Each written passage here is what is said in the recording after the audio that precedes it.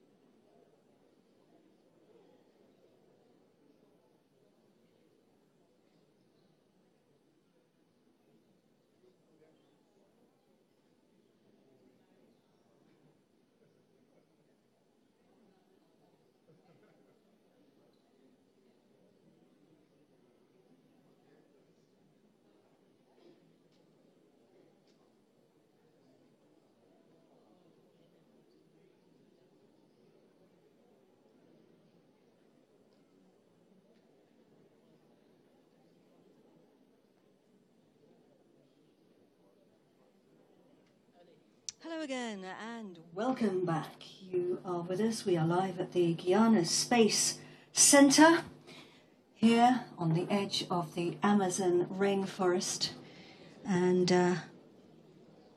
we are here for the launch of the next 4 satellites in the O3b constellation.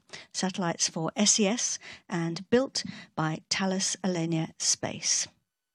So we chose to take a second option for a launch time today. We have always had 2 options on this launch for a launch time, and we chose to take the option which was 33 minutes after the scheduled liftoff time. It's a feature of some Soyuz launches. It actually gives everybody extra flexibility if they need a bit more time. So we have reset the clock for the launch time, which is now 14:03, so 3 minutes past 2. That's here in Kourou, and 3 minutes past 5. That's universal time.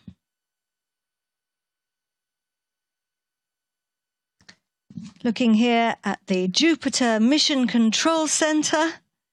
The program director for Arianespace is Véronique Loisel. These are the satellite teams. You can see on the top right-hand side of your screen that the clock has now restarted, and we are 10 minutes and 40 seconds to launch. Various key people we're looking at. This is the range operations manager today. It's Jean Attention Royer. pour H0, moins 10 minutes, 20 secondes.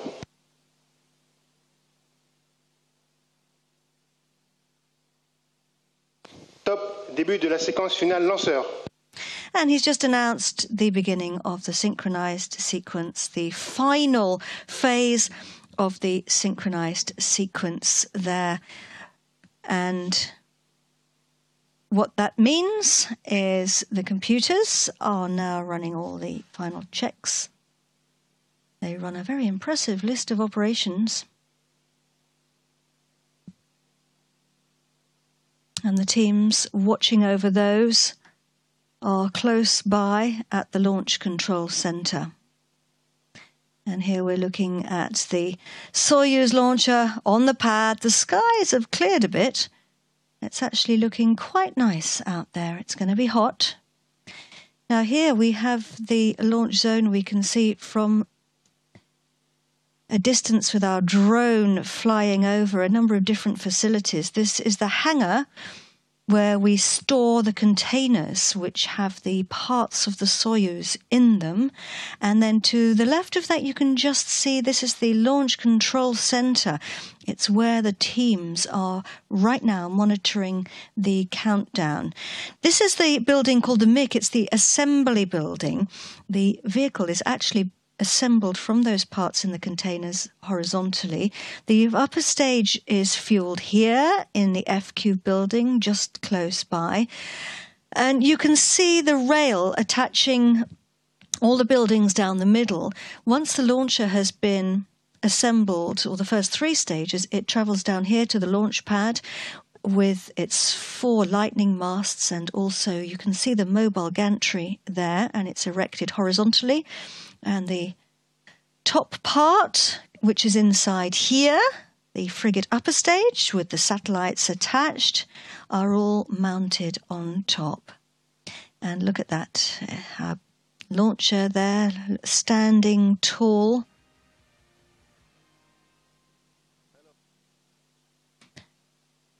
And we're going to see what the teams have been doing in the launch campaign. Hello, I'm Davy Franken and I'm the Mission Director for the VS-22 launch campaign. I'm responsible for the overall organization of the satellite campaign, the interfacing with the launch vehicle and the final chronology. We are now in the final phase of this 20-second Soyuz launch campaign from Kourou for the 5th batch of O3b satellites. The satellite campaign started on the 2nd of February when the 4 satellites arrived at the Félix Éboué airport in an Ilyushin aircraft. The satellites and allied equipment were transported to the S5C facilities the same day.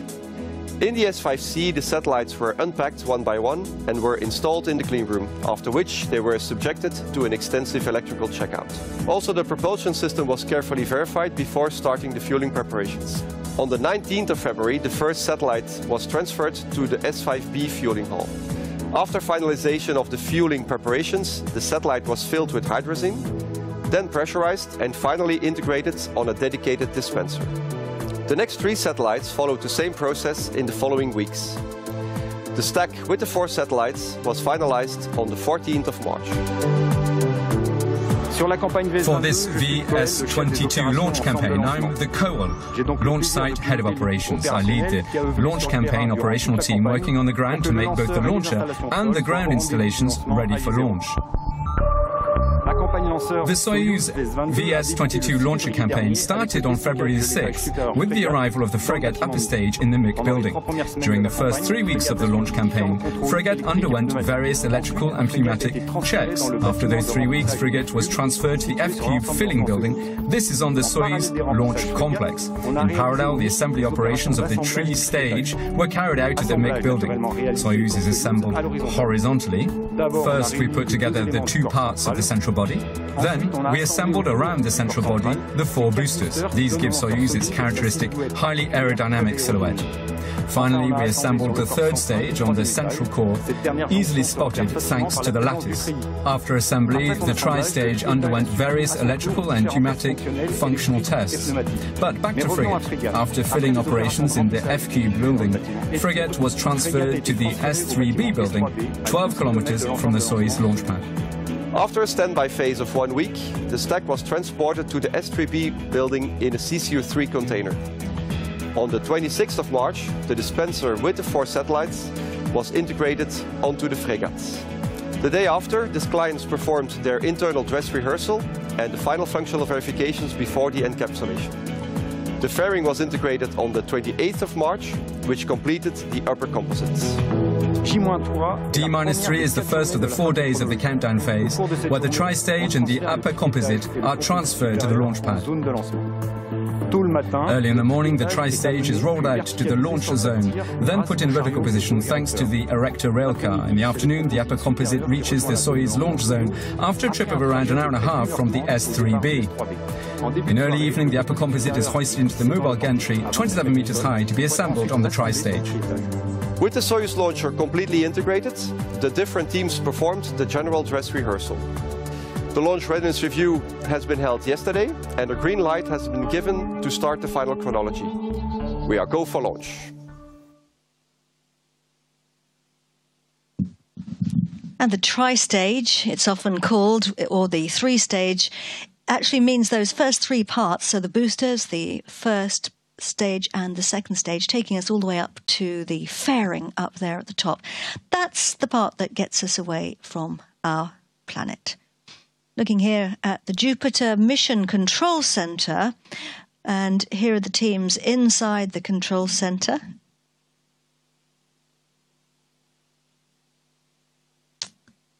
The computers are managing the operations right now at this point in the countdown, and as we saw, the teams there in the Launch Control Center are operating now and monitoring, watching over all of these operations. So while the Mission Control Center takes charge of the whole mission, the men and women here in the Launch Control Center are dealing with everything to do with the launch and the flight, so the launch pad and the launch vehicle.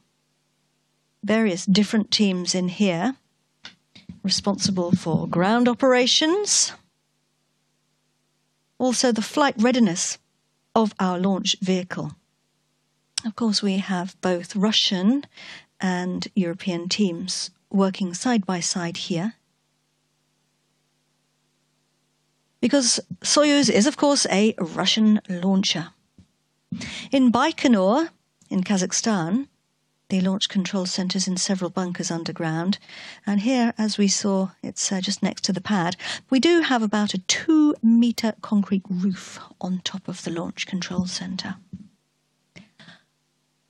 Just at the bottom of the top of the vehicle is you can see there. Largage des ombilicaux Chao.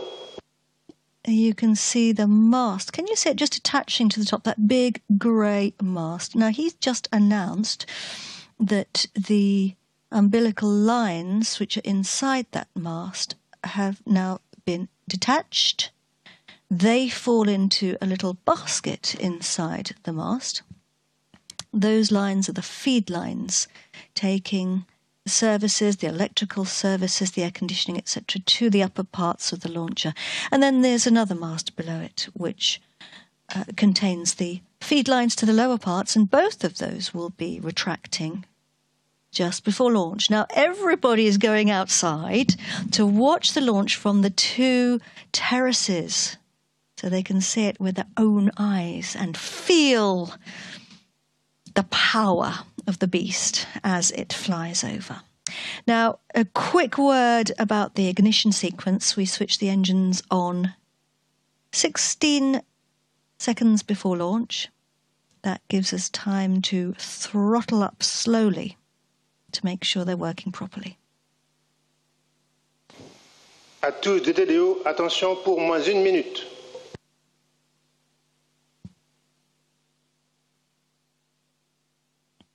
Top, à 0 moins 1 minute. We are 1 minute to launch, and we are orbiting the next 4 satellites in the O3b constellation, which Thales Alenia built for SES networks. And we are flying on board the 22nd Soyuz to launch from the Guyana Space Center. We're 40 seconds to launch. Soyuz switching to onboard power. Let's watch. Largage du mât KZM.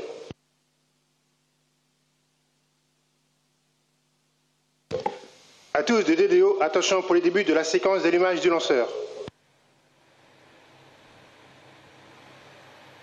Top, à 0 moins 20 secondes. Largage du mât VKM, allumage triétage. À tous de DDO, attention pour les décomptes finales. 10, 9, 8, 7, 6, 5, 4, 3, 2, 1. Top, décollage US-22.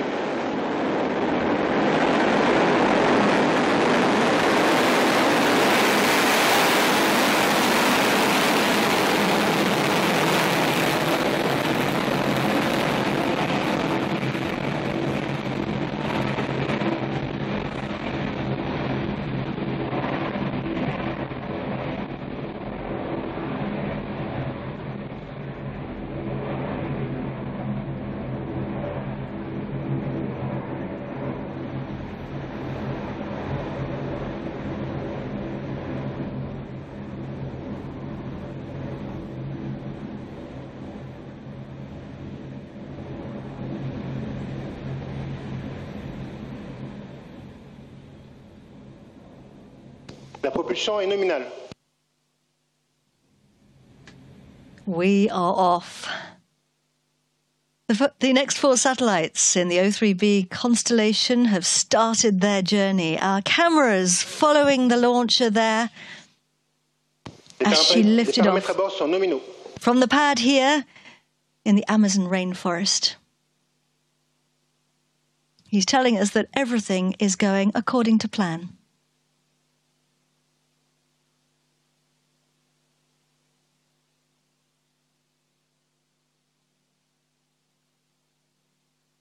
Those 4 boosters are doing all the work right now. They're hauling us away from the gravity of our planet.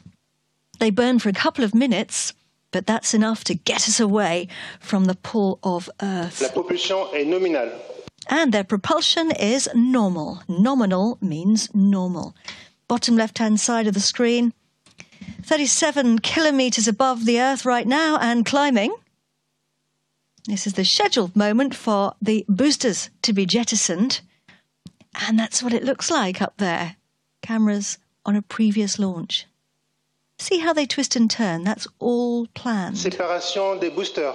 And that's been confirmed. We have separated our boosters. And I can hear the sound of the Soyuz here now over the Mission Control Center, which is about 20 kilometers from the pad. It takes a while for the sound to get to us.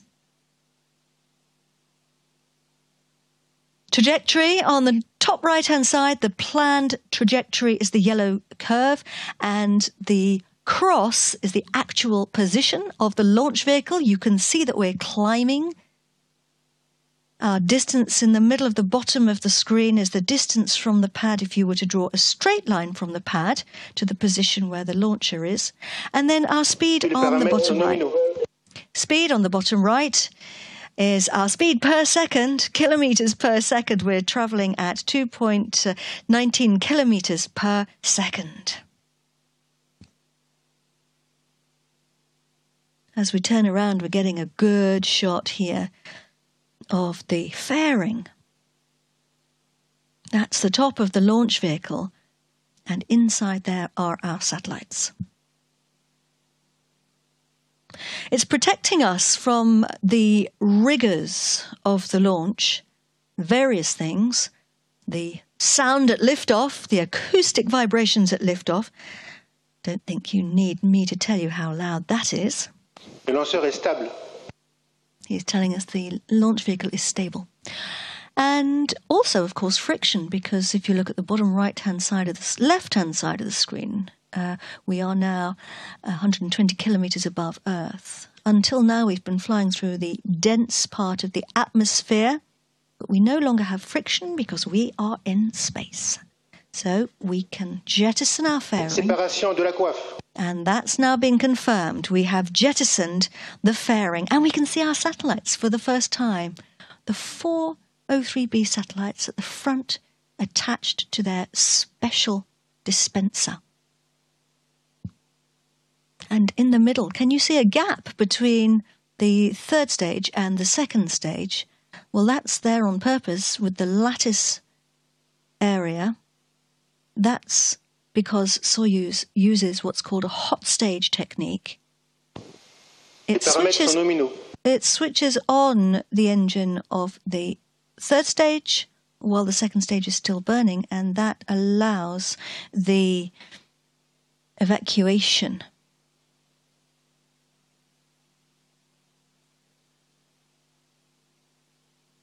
So, Séparation bloc A.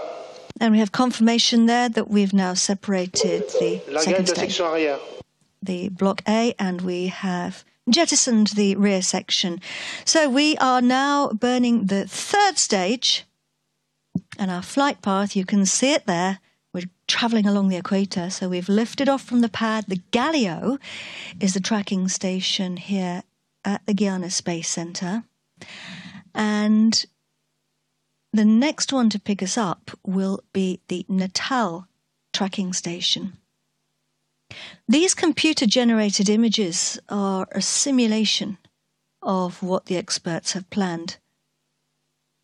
And it's what they've calculated is happening to the launcher and the satellites. La propulsion bloc I est nominale. The propulsion's normal.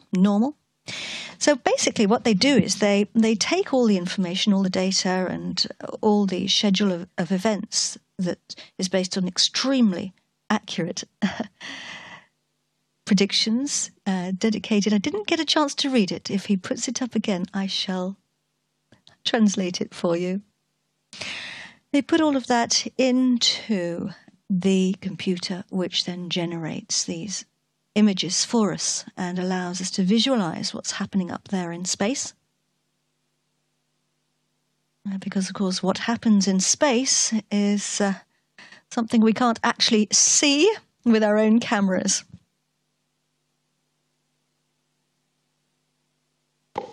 Les paramètres à bord sont normaux. We lifted off from the pad 6 minutes and 52 seconds ago. It was a spectacular launch. The 4 O3b satellites lifted off in style in their first-class compartment with their seatbelts on board the 22nd Soyuz launch vehicle to lift off from this pad here, the dedicated pad at the Arianespace Center. Acquisition de la télémesure pour la station de Natal au Brésil. We have now entered into the tracking zone of the Natal ground station, the Range Operations Manager has just confirmed that Natal have picked us up, so you can see it there. It's on the northeastern coast of Brazil. The tracking stations, often known as downrange stations.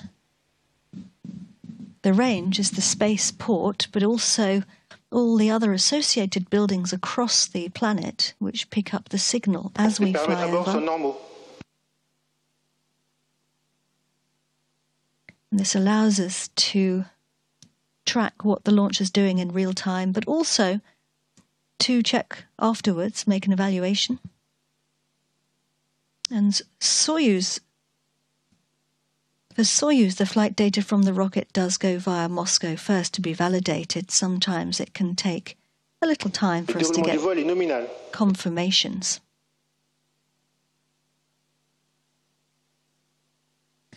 But we're seeing key moments happening at the scheduled time.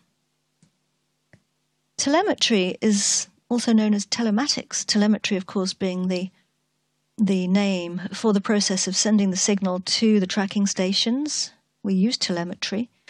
And it's a technology which allows measurements to be taken from far away. It actually comes from the Greek, tele, which means remote, like television or telemedicine, medicine from a distance, and metron meaning measure, so measurement from a distance. It's used in a lot of industries, oil and gas, for example, medicine, healthcare, mining. So this is the scheduled separation now of the third stage, and that's what it looks like up there. Séparation frégate. And we have that confirmed by the Range Operations Manager. We've separated the third stage, and we are getting close now to the next phase of the journey where the upper stage will take the wheel. It's preparing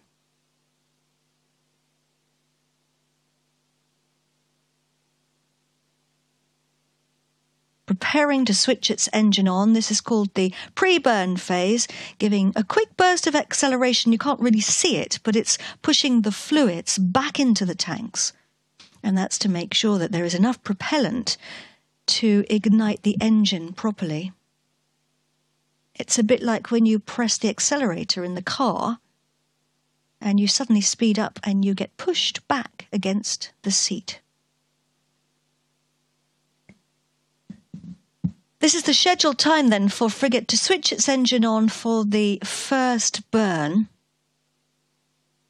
Its job being to deliver our satellites to their drop-off point in space. So we're going to find out more now about our 4 satellites. I'm Véronique Loisel, and I'm the Program Director at Arianespace. For this program, my work mainly consists in interfacing with our customer, SES, for all subjects linked to technical matters, but also contractual, communication, financial, insurance, and legal aspects. Our job is to respond at best at our customers' requests. This launch comes after the 4 first Soyuz STB launches dedicated to the deployment of O3b constellation, successfully performed also from French Guiana since June 2013.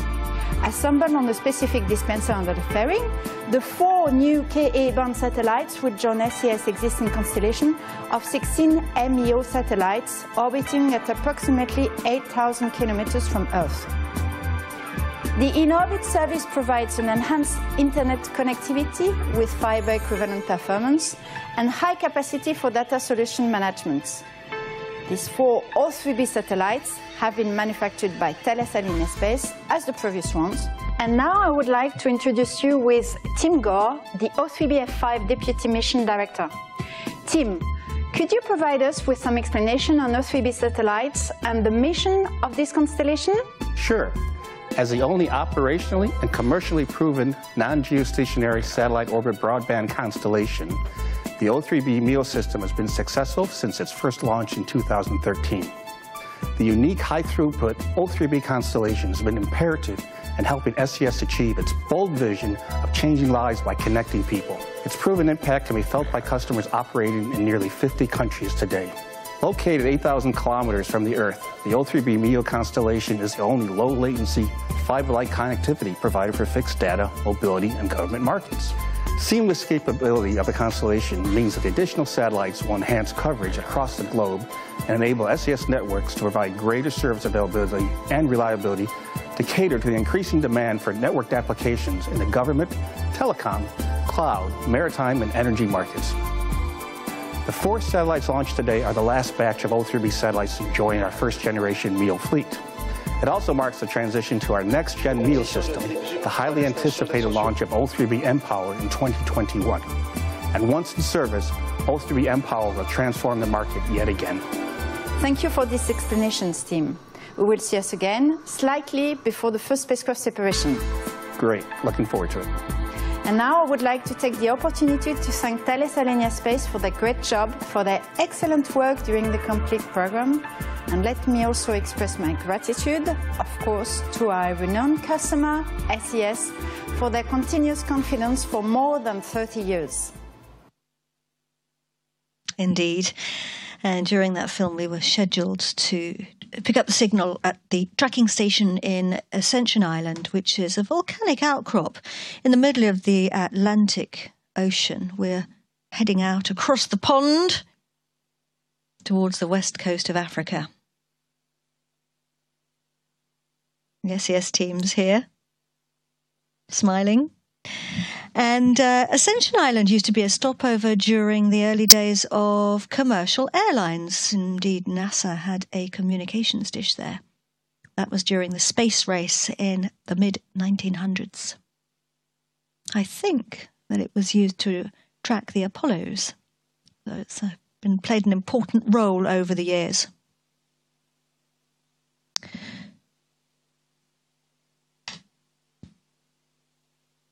So the frigate upper stage was scheduled to switch its engine off,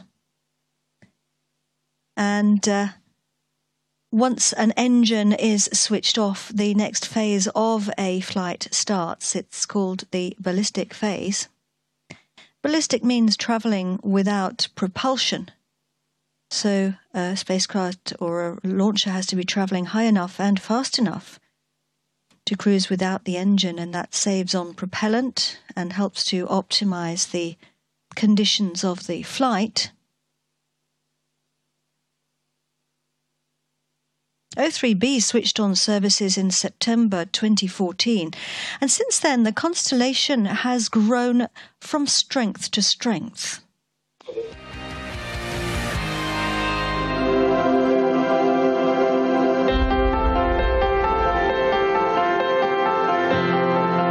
In 2009, SES's investment in the O3b Medium Earth Orbit, or MEO constellation, marked a new venture into non-geostationary satellites. This pioneering move disrupted the traditional satellite market and established SES's vision to connect the underserved on a global scale. Vision became reality in 2013 with the first MEO satellite's launch. And here today in the jungles of French Guiana, we launched O3b. For the last few years, our life at O3b has been about building stuff. From today, that all changes. From today, our business is about our customer's company, and we aspire to be the team that you choose to work with. Ever since, the O3b constellation has delivered against its bold vision.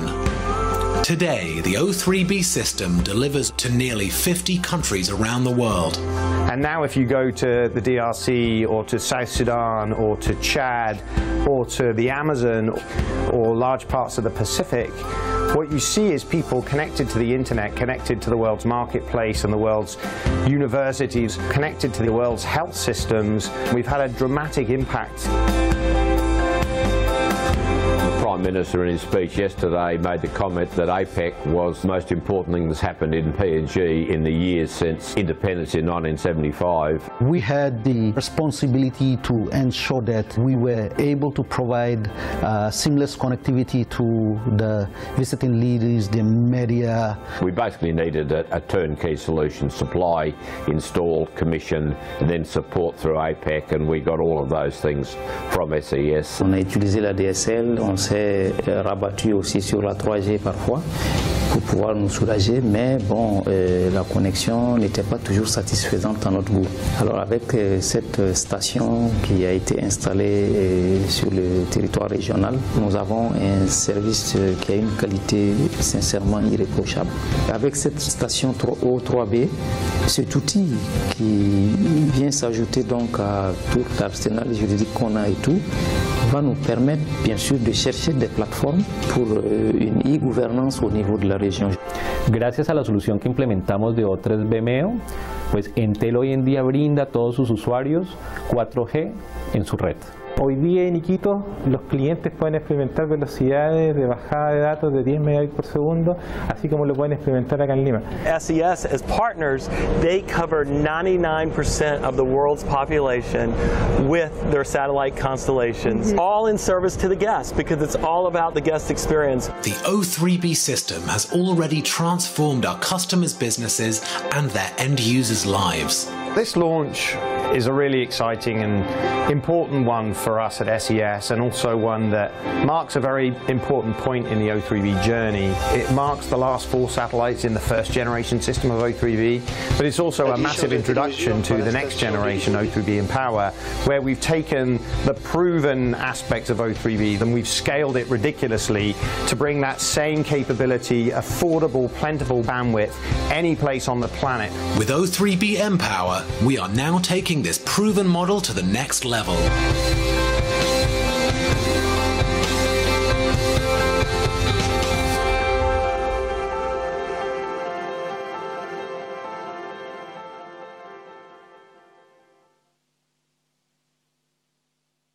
And today's 4 O3b satellites will mean that Arianespace will have launched 61 satellites for their friends at SES.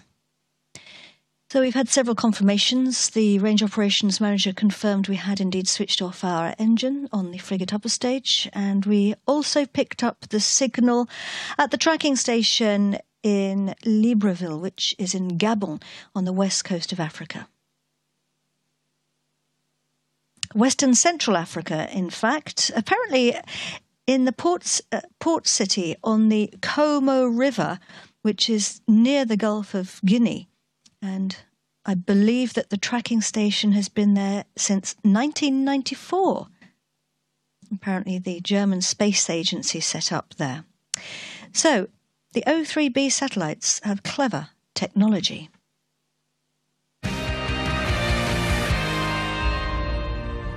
In an empowered world, you are free. Free to bring loved ones along on distant voyages.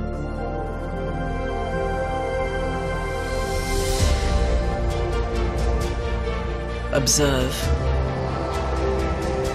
protect, and enable rapid response with life-saving communication. Streamline operations in real time, no matter the location.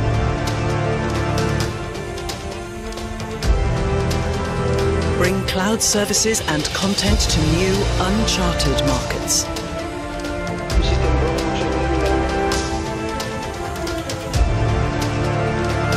With global coverage and low latency performance, you're free to follow opportunities anywhere.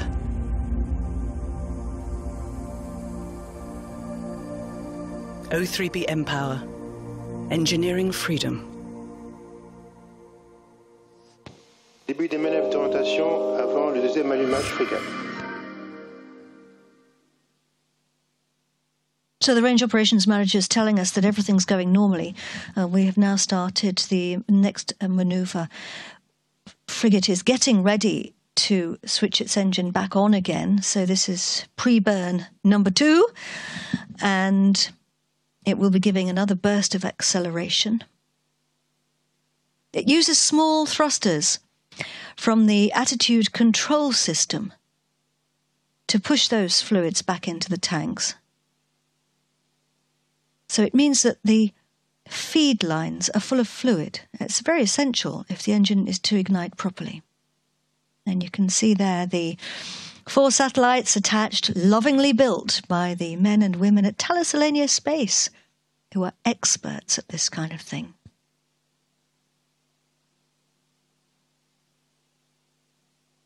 Trajectory, top right-hand side, we climbed steeply into space and plateaued out a bit.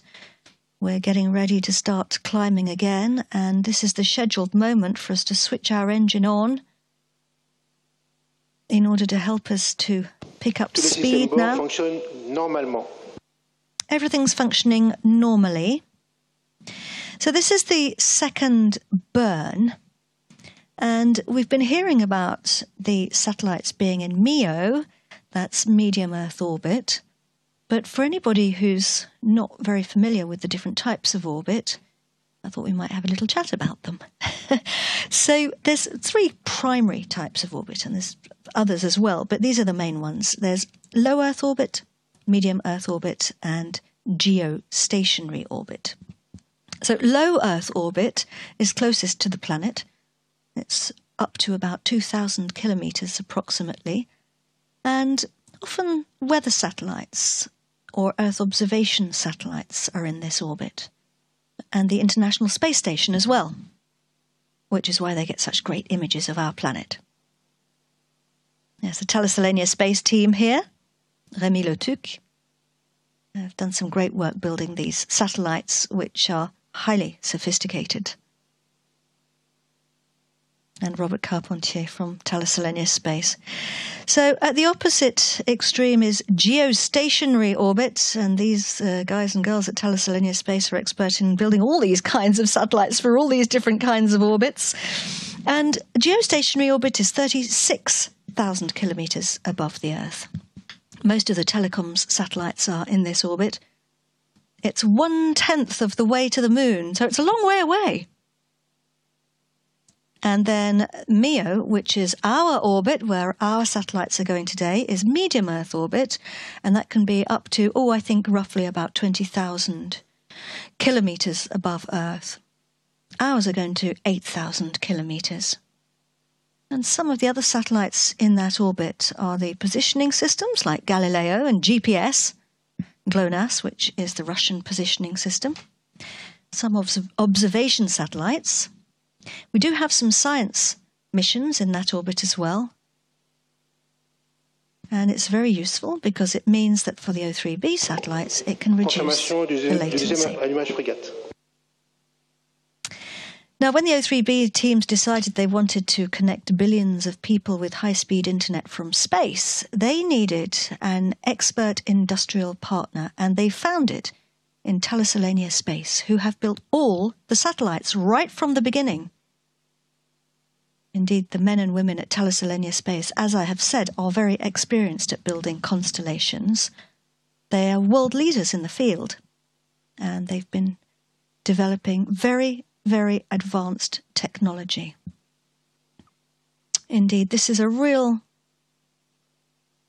effort of teamwork. We always say that in space it's about teamwork, but it really is, because these industrial consortia are made of many, many different industries, all contributing down to the tiniest and most vital screw.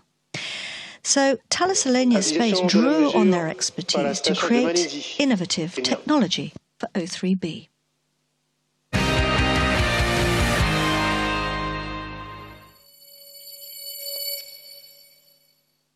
The O3b journey started back in 2013, paving the way for broadband constellations.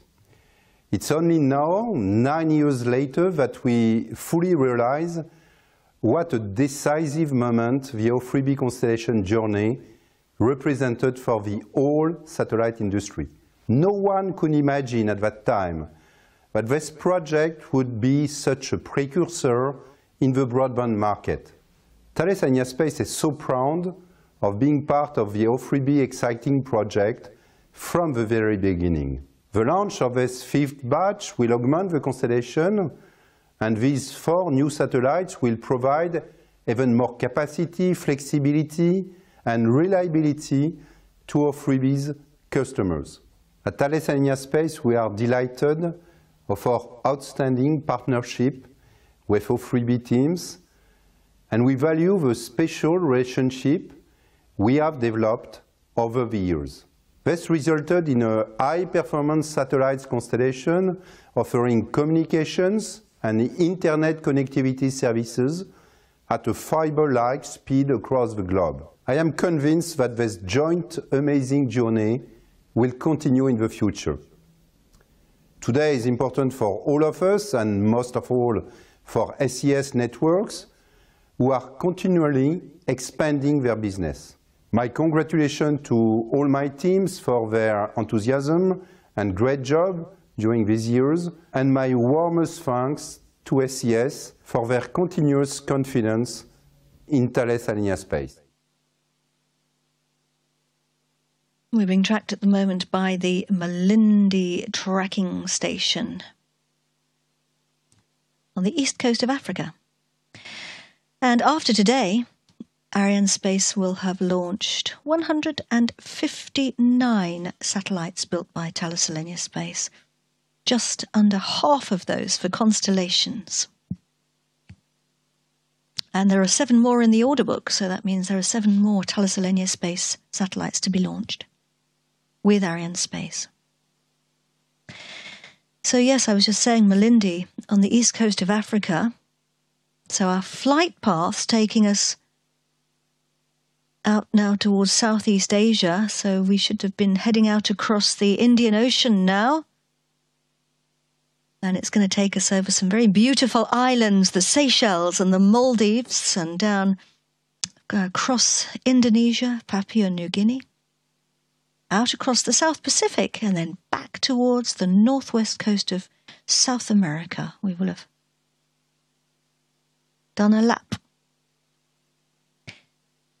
O3b really is a truly pioneering project. They've broken the mold. Broken the mold in many ways, and he was just telling us that all the systems on board are functioning normally, so that's good to hear. Just to top right-hand side of your screen, you can see we're really climbing into space now. Look at our altitude going up. We've travelled nearly 11,000 kilometres across the planet if we were travelling on, as the crow flies, on Earth. And our speed has really picked up. We're coming up to 9 kilometres per second. Well, at the moment, 38, 39. And you can see our flight path on the right-hand side of the screen. There we are, heading out across the equator. We often take broadband for granted, don't we? I don't know about you. A lot of people sort of don't realise that, of course, broadband it's a real privilege. And now that privilege is extending to people living in the equatorial regions, thanks to the O3b satellites, which have delivered high-speed broadband to many, many people who would not have had it otherwise. And Arianespace, I have to say, I think I speak for them when I say that they're really delighted to play a role in helping to reduce that digital divide and launching all of the satellites in the constellation.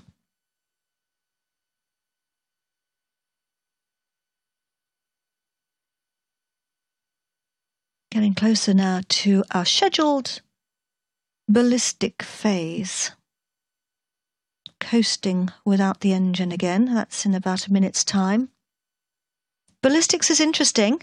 It's the science of mechanics that deals with the launching, flight, behavior, and effects of projectiles. So a ballistic missile is a missile guided only during the brief initial powered phase of the flight. And that's what's happened here. We've used power, and then we've been able to switch the engine off because we're onto our orbit. And after the missile has switched its engine off, the trajectory is governed by the laws of classical mechanics, otherwise known as Newtonian mechanics. because it was Newton who discovered them. And I believe, I'm not a scientist, but I believe that when we talk about the ballistic phase, we're talking about Newton's first law. And that says that if there's no external force, so if there's no pushing or gravity or any sort of power, then things that are stopped will stay stopped, and things that are moving will stay moving. And that's what happens despite switching off the engine. We keep moving. It's clever stuff, eh?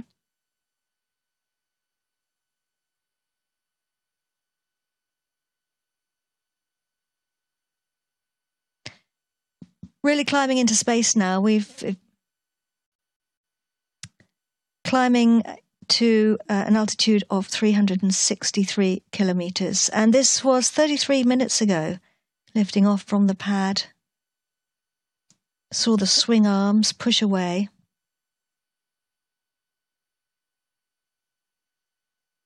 If you look at the top right-hand side, you can see we did a bit of what we call a roller coaster. So we lifted off, we increased our altitude, we climbed into the sky, then we plateaued out a bit, and now we're really, really climbing higher. What actually happened was we ended up flying a little bit closer to Earth, which is why we dropped our altitude, in order to get onto the correct orbit. And we'll see later how that works, because we are on an elliptical orbit at the moment. That's an orbit the shape of an egg.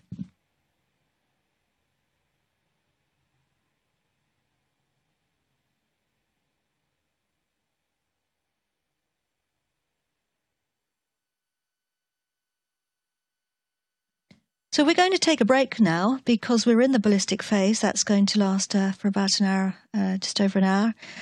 And we will be coming back to you in just over an hour to pick up our show. And we shall see you back here